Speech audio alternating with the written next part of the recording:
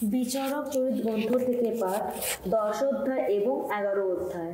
তোলার প্রসঙ্গে আবিমেলেকের মৃত্যুর পর ইসরায়েলকে রক্ষা করার জন্য তোলা নামে ইসাখার গোষ্ঠীর এক ব্যক্তির উত্থান ঘটল। তিনি ছিলেন দোদোর পৌত্র এবং পুয়ার পুত্র। তিনি এফরাইমের পার্বত্য অঞ্চলে শামের নগরে বসবাস করতেন। 23 বছর ধরে ইসরায়েলের জননায়ক হয়ে রইলেন তিনি। তারপর একসময় তিনি মারা গেলেন। তাকে সমাধি দেওয়া হলো সামিরে। তারপরে জায়ের নামে গিলিয়াদের এক ব্যক্তির উত্থান ঘটল।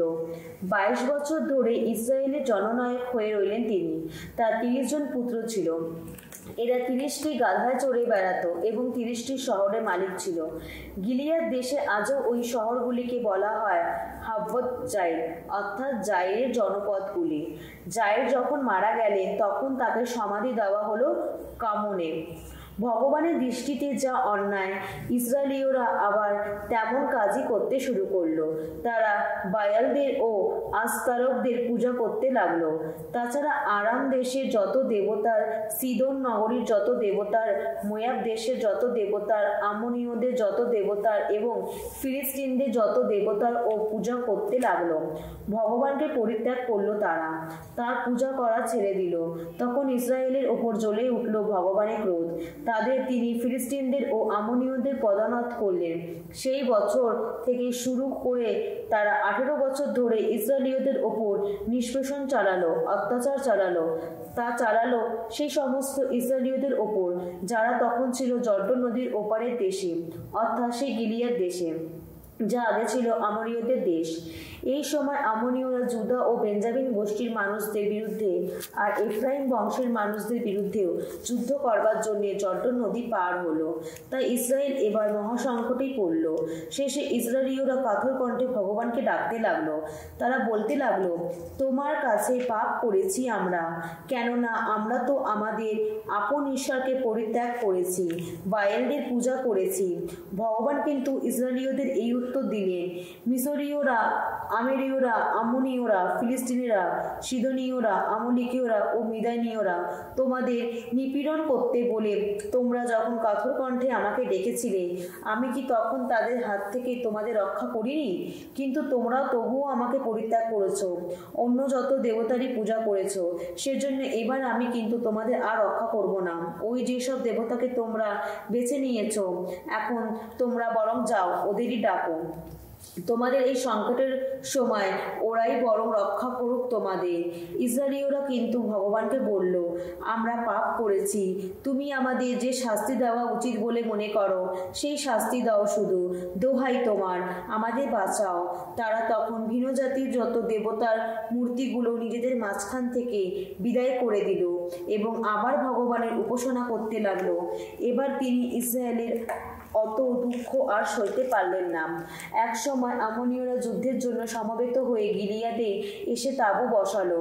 এদিকে ইসরায়েলীয়রা জড়ো হয়ে তাঁবু বসালো মিসপায়। গিলিয়াদের জনগণের প্রধানেরা তখন নিজেদের মধ্যে বলাবলি করতে লাগলেন, আমাদের মধ্যে কে আমনীয়দের বিরুদ্ধে যুদ্ধ শুরু করে দিতে রাজি আছেন, তিনি বরং গিলিয়াদের সকলের নেতা হন।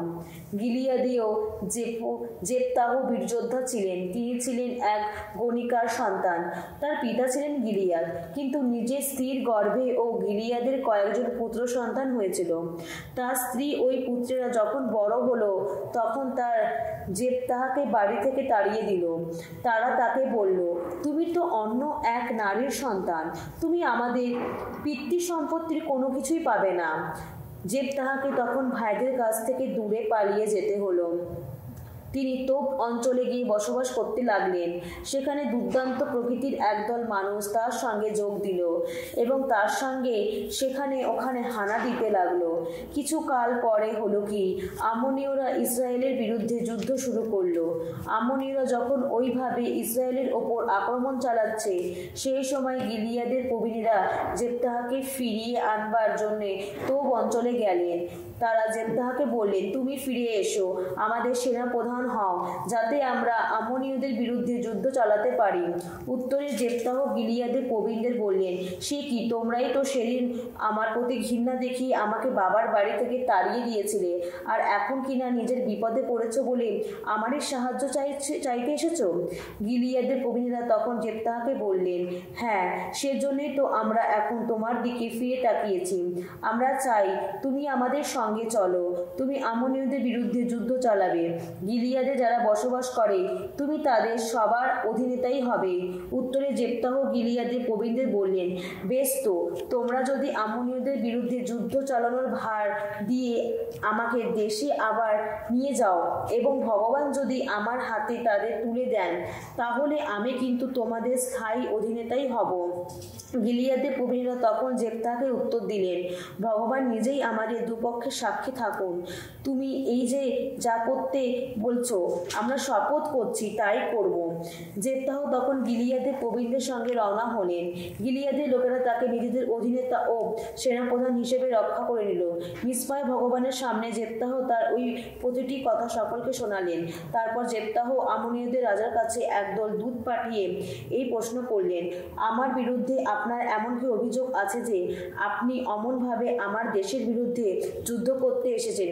উত্তরে আম্মনীয়দের রাজা জেফতাহের পাঠানো দূতদের বললেন, ইসরায়েলের লোকেরা যখন মিশর থেকে এখানে এসেছিল তখন তারা তো আর্নোন থেকে জাব্বক পর্যন্ত এবং জর্ডন নদী পর্যন্ত আমার দেশের ওই সমস্ত এলাকা দখল করে নিয়েছিল। তাই এখন আপনি শান্তিপূর্ণভাবে ওই সব কিছু ফেরত দিন। এরপর জেফতাহ আম্মনীয়দের রাজার কাছে অন্য একদল দূত পাঠালেন। তিনি তাকে বলে পাঠালেন, জেফতাহ আপনাকে জানাচ্ছেন, ইসরায়েলের মানুষেরা তো মোয়াব দেশকেও দখল করে নেয়নি, আম্মনীয়দের দেশকেও নয়। মিশর থেকে এখানে আসার সময় ইসরায়েলীয়রা তো মরুভূমি পেরিয়ে নলখাগড়ার সাগর পর্যন্ত গিয়েছিল, আর সেখান থেকে গিয়েছিল কাদেশে। ইসরায়েলীয়রা তখন এদমের রাজার কাছে একদল দূত মারফত বলে পাঠিয়েছিল, আমাদের অনুরোধ আপনি আপনার দেশের মধ্যে দিয়ে আমাদের যাওয়ার অনুমতি দিন। কিন্তু এদমের রাজা কিছুতে রাজি হননি। তখন মোয়াবের রাজার কাছেও দূত পাঠানো হয়েছিল, কিন্তু তিনিও অনুমতি দিতে চাননি। তাই ইসরায়েলীয়রা তখন কাদেশে থেকেই গেল। তারপর একসময় মরুভূমির পথ ধরে তারা ঘুরোপথে এদম দেশের পাশ দিয়ে এবং মোয়াব দেশের পাশ দিয়ে এগোতে শুরু করলো। শেষে তারা মোয়াব দেশের পূব দিকে এসে পৌঁছলো। সেখানে তার আর্নোন নদীর ওই পারে তাঁবু ফেললো। মোয়াবের এলাকায় পা দিল না তারা, কেননা আর্নোন নদী তো মোয়াবের সীমানা। ইসরায়েলীয়রা তখন আমোরীয়দের রাজা অর্থাৎ হেশবোনের রাজা সিহনের কাছে একদল দূত পাঠালো। ইসরায়েলীয়রা তাকে বলে উঠলেন, আমাদের যেখানে যাওয়ার কথা, আমাদের অনুরোধ আপনার দেশের মধ্যে দিয়ে সেখানে যাওয়ার অনুমতি দিন। কিন্তু ইসরায়েলীয়দের ওপর সিহনের এমন আস্থা ছিল না যে তিনি নিজের এলাকার মধ্যে দিয়ে তাদের যেতে দেবেন। তাই তিনি তখন নিজের সমস্ত সৈন্যদের একত্র করলেন। তারা এসে তাঁবু ফেলল জাহাজে। সিহন ইসরায়েলের বিরুদ্ধে যুদ্ধ শুরু করলেন, কিন্তু ইসরায়েলের ঈশ্বর ভগবান তখন সিহনকে ও তার গোটা বাহিনীকে ইসরায়েলের হাতে তুলে দিলেন। ইসরায়েলের ওপর পরাস্তই করল। ইসরায়েলের এবার সেই দেশের অধিবাসী আমোরীয়দের গোটা দেশভূমি অধিকার করে নিল। আর্নোন থেকে জাব্বক পর্যন্ত এবং মরুভূমি থেকে জর্ডন নদী পর্যন্ত আমোরীয়দের ওই গোটা এলাকায় অধিকার করে নিল তারা। ভগবান তো ওইভাবে তার আপন জাতি ইসরায়েলের মানুষদের সামনে থেকে আমোরীয়দের উৎখাত করে দেশ ছাড়া করে দিয়েছিলেন, আর এখন আপনি কি না ইসরায়েলীয়দের দেশভূমি অধিকার করে নিতে চাইছেন? আপনার দেবতা কেমোশ আপনাকে যে দেশভূমির মালিক করে তুলেছেন, আপনি কি সেই দেশভূমি নিজের অধিকারে রাখছেন না? তেমনিভাবে আমাদের ঈশ্বর ভগবান আমাদের যে দেশভূমির মালিক করে তুলেছেন, আমরাও তো তা নিজেদের অধিকারেই রাখবো। তাছাড়া আপনি কি মোয়াবের রাজা সিপ্পোরের পুত্র বালাকের চেয়ে যোগ্য ব্যক্তি? তিনি কি কখনো ইসরায়েলীয়দের সঙ্গে কোনো বিবাদ বাঁধিয়েছিলেন? তিনি কি কখনো তাদের বিরুদ্ধে কোনো রণ অভিযান করেছিলেন? ইসরায়েলীয়রা তো এই 300 বছর ধরে বসবাস করে আসছে হেশবোন নগরে ও তার এলাকাভুক্ত যত জনপদে, আয়োরের নগরে ও তার এলাকাভুক্ত যত জনপদে, এবং সেই সব নগরেও যেগুলি আর্নোন নদীর উপকূলে অঞ্চলে রয়েছে। এতদিন আপনারা কেনই বা ওই সমস্ত জায়গায় ফিরিয়ে নিতে চেষ্টা করেননি? আর আমি তো আপনার প্রতি কোনো অপরাধ করিনি, বরং আপনি আমার বিরুদ্ধে যুদ্ধ করে আমার প্রতি অন্যায় করেছেন। মহাবিচারক ভগবান আজ বিচার করে যায়, তিনি দোষটা কাদের? ইসরায়েলীয়দের না আম্মনীয়দের? জেফতাহ ওই যেসব কথা আম্মনীয়দের রাজার কাছে বলে পাঠিয়েছিলেন, আম্মনীয়দের রাজা কিন্তু সেই সব কথায় কানেই দিলেন না। তখন ভগবানের আত্মিক প্রেরণা জেফতাহের ওপর নেমে এলো। জেফতাহ এবং গিলিয়াদ ও মানাসে অঞ্চলটি পেরিয়ে এগিয়ে গেলেন। পথে পড়ল গিলিয়াদ অঞ্চলের মিসপা নগরটি। ওই এলাকা ছেড়ে তিনি আম্মনীয়দের দেশে গিয়ে ঢুকলেন।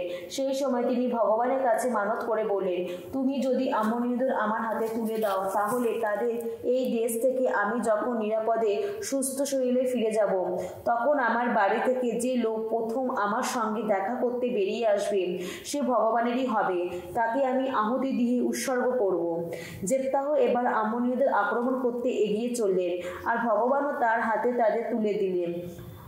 আরোয়ের থেকে মিন্নিং এলাকার সীমানা পর্যন্ত, আবেল ও কেরিমিন পর্যন্ত সব জায়গায় তিনি চূড়ান্তভাবে তাদের পরাজিত করলেন। 20টা নগর দখল করে নিলেন তিনি। সেদিন আম্মনীয়রা ইসরায়েলীয়দের সম্পূর্ণ পদানত হল। জেফতাহ যখন মিসপায় নিজের বাড়িতে ফিরে এলেন, তখন কিন্তু দেখা গেল তার নিজের মেয়েই তার সঙ্গে দেখা করতে বেরিয়ে এলো। সে তখন খঞ্জনি বাজিয়ে নাচছিল। এই মেয়েটি ছিল জেফতাহের একমাত্র সন্তান। সে ছাড়া তার কোনো ছেলে বা মেয়ে ছিল না। তাকে দেখতে পেয়েই তিনি মনের দুঃখে নিজের পোশাকটি একবার ছিঁড়ে দিলেন। তিনি বলে উঠলেন, হায় রে মেয়ে আমার, তোর জন্যে আমার কি কষ্টই না পড়তে হলো, তোর জন্যে আমার কি সর্বনাশী না হলো। আমি তো নিজের মুখে ভগবানকে কথা দিয়েছি, এখন সে কথা তো আর ফিরিয়ে নেওয়া চলে না। মেয়েটি তখন উত্তর দিল, বাবা, ভগবানকে তুমি কথা দিয়েছো যখন, তখন তুমি নিজের মুখেই যা করবে বলে কথা দিয়েছো, আমাকে নিয়েই তা করবে। ভগবান তোমার শত্রু আম্মনীয়দের তো তাদের পাওনা শাস্তি দিয়েছে। তারপর সে তার বাবাকে বলল, শুধু আমায় এই অনুমতি দাও, আমাকে 2 মাস সময় দাও তুমি। আমি পাহাড়ে পাহাড়ে এখানে ওখানে একটু ঘুরে আসি। আমি যে কুমারী হয়ে রইলাম, সে দুঃখে আমার সখীদের সঙ্গে একটু চোখের জল ফেলে আসি। জেফতাহ তখন উত্তর দিলেন, বেশ, তাই যাও। 2 মাসের জন্য তিনি তাকে যেতেই দিলেন। মেয়েটি তখন তার সখীদের সঙ্গে পাহাড়ে পাহাড়ে ঘুরল। সে যে কুমারী হয়ে রইল, সে দুঃখে চোখের জল ফেলল। তারপর যখন সে 2 মাস কেটে গেল, সে তার বাবার কাছে ফিরে এলো। তখন জেফতাহ যে মানত করেছিলেন, তিনি তা পূর্ণ করলেন। মেয়েটির অনুরা অবস্থাতেই মৃত্যু হলো। সেই থেকে ইসরায়েলে এই প্রথা পালন করা হতে লাগলো যে প্রতি বছরে ইসরায়েলের মেয়েরা গিলিয়াদের জেফতাহের মেয়েটির শোক পালনের জন্য বিলাপ গাথা গেয়ে বেড়ায়। বছরের পর পর 4 দিন ধরে তারা এমনটি করে থাকে।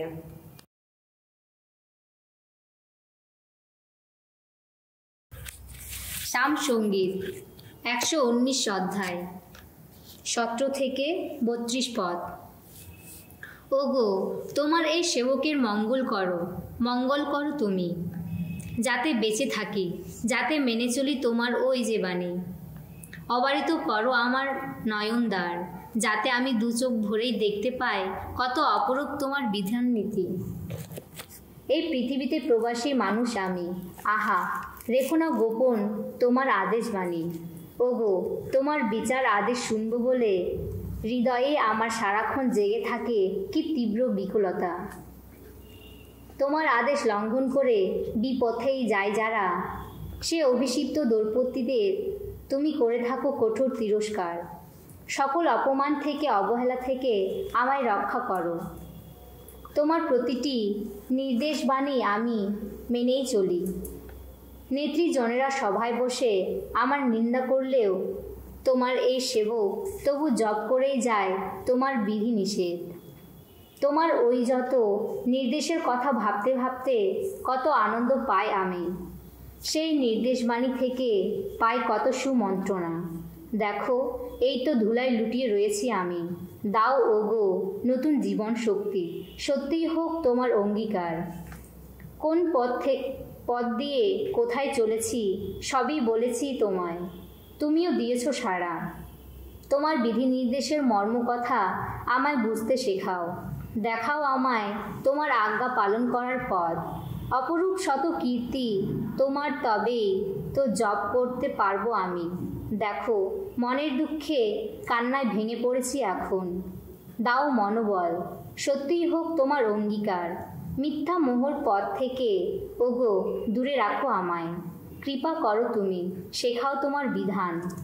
তোমার প্রতি বিশ্বস্ত থাকারই পথ বেছে নিয়েছি আমি। তোমার বিচার আদেশ পালন, সেই তো আমার ব্রত। তোমার সকল নির্দেশবাণী আঁকড়েই থাকি আমি। দেখো ভগবান, লজ্জায় যেন পড়ি না কোনো দিন। তোমার আদেশ পালনের পথে ছুটেই চলেছি আমি। আমার প্রাণে উদার প্রেরণা জাগিয়ে তোলো যে তুমি।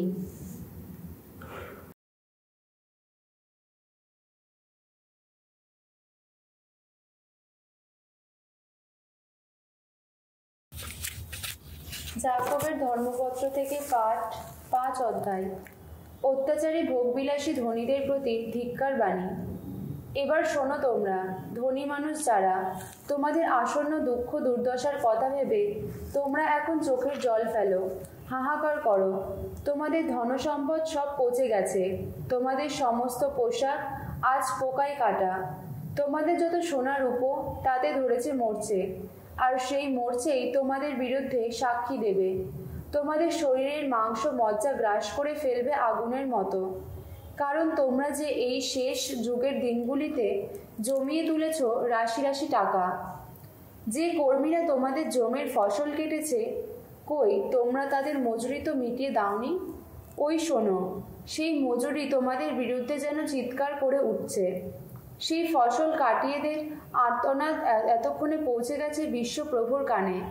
পৃথিবীতে তোমরা দিন কাটিয়েছ ভোগ বিলাসে, হত্যাকাণ্ডের দিনেও প্রাণের আশ মিটিয়ে ভুরি ভোজন করেছ।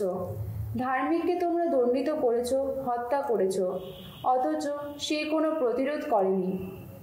শোনো ভাই, প্রভু যতদিন না আসেন ততদিন তোমরা বরং ধৈর্য ধরে অপেক্ষা করো। চাষির কথা একবার ভেবে দেখো, সে কেমনভাবে জমির মূল্যবান ফসলের প্রতীক্ষায় বসে থাকে। তার জন্যে কেমন ধৈর্য ধরে সে অপেক্ষা করে, যতক্ষণ না নেমে আসে প্রথম আর শেষ বর্ষার জল। তোমরাও তেমনি ধৈর্য ধরে অপেক্ষা করো, মনটাকে দৃঢ় করো, কেননা প্রভু আসতে আর দেরি নেই। না ভাই, তোমরা পরস্পরের বিরুদ্ধে অভিযোগ তুলো না, তাহলে তোমাদের নিজেদেরই কিন্তু বিচারে দাঁড়াতে হবে। ওই তো সেই বিচারক যিনি, তিনি তো দরজায় দাঁড়িয়ে আছেন। দুঃখ কষ্টের মধ্যে কেমন করে ধৈর্য ধরে থাকতে হয় তার দৃষ্টান্ত রূপে।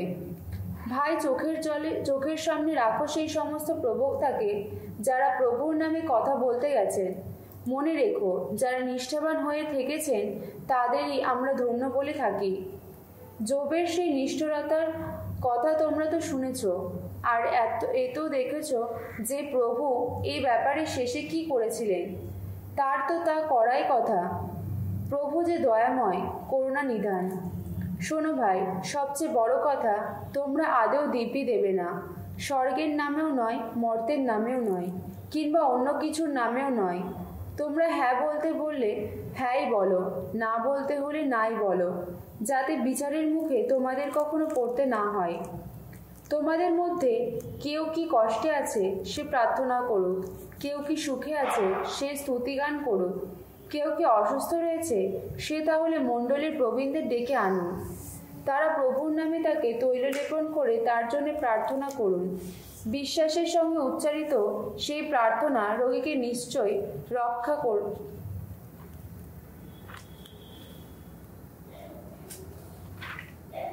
করবেন।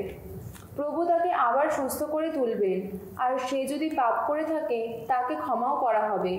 তাই তোমরা পরস্পরের কাছে তোমাদের পাপ স্বীকার করো এবং পরস্পরের জন্য প্রার্থনা করো, যাতে তোমরা সমস্ত রূগণতার হাত থেকে মুক্তি পাও।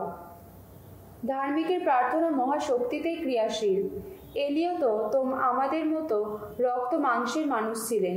তিনি মন প্রাণ দিয়ে প্রার্থনা করলেন দেশে যেন বৃষ্টি না হয়। তখন 3 বছর 6 মাস ধরে কোথাও এক ফোঁটাও বৃষ্টি হলো না। তারপর তিনি আবার প্রার্থনা করলেন, তখন আকাশ ভেঙে ঝরে পড়ল বৃষ্টিধারা, আর দেশের মাটিও আবার তার ফসল ফলালো। তোমাদের মধ্যে কেউ যদি সত্যের পথ থেকে ভ্রষ্ট হয়, আর তাকে যদি অন্য কেউ সেই পথে আবার ফিরিয়ে আনে, তাহলে জেনে রেখো ভাই, যে কেউ কোনো পাপীকে ভ্রান্তির পথ থেকে ফিরিয়ে আনবে, সে ওই পাপীর আত্মাকে মৃত্যুর হাত থেকে রক্ষাই করবে, অসংখ্য পাপের ওপর টেনে দেবে ক্ষমার আবরণ।